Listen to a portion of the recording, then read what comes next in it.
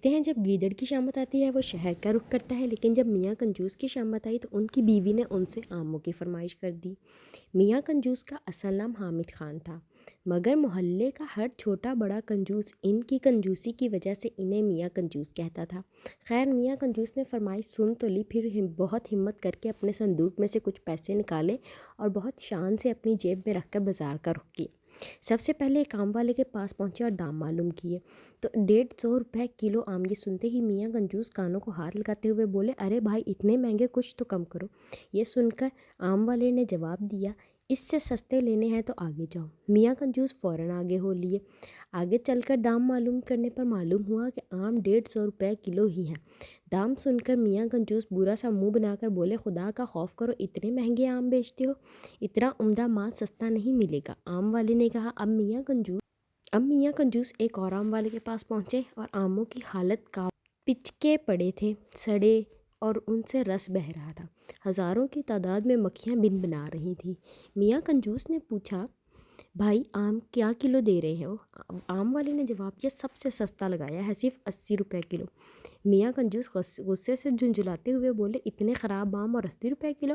آم والے نے کہا، بابو جی اس سے سستا آم کہیں نہیں ملے گا، ہاں اگر آپ کو مفت کے آم چاہیے تو وہ سامنے کنویں کے اوپر آم کا درخت لگا ہے، وہاں سے توڑ لو۔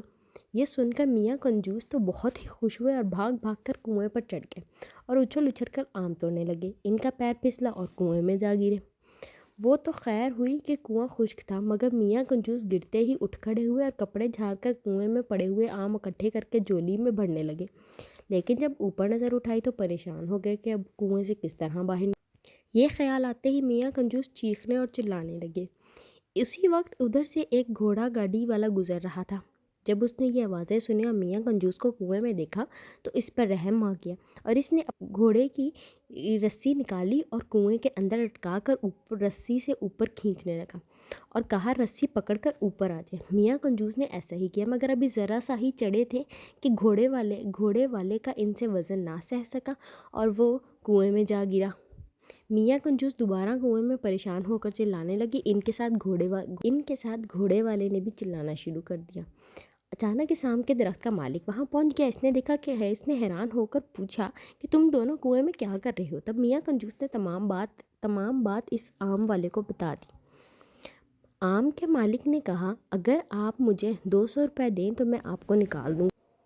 یہ سن کر میاں کنجوس نے چار لاچار سا وعدہ کر لیا اور جب دونوں کو آم کے مالک نے باہر نکالا تو میاں کنجوس نے فوراً 200 روپے کے نوٹ مالک کو دیا اور خالی ہاتھ گھر لوٹا۔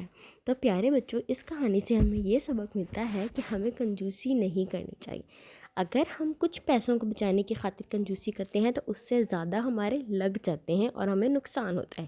جیسے میاں کنجوس صرف 250 روپے کے آم نہ خریدنے پر 200 روپیہ بھی اپنا گوا بیٹھے۔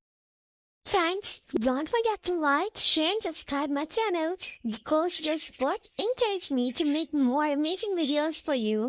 Thank you.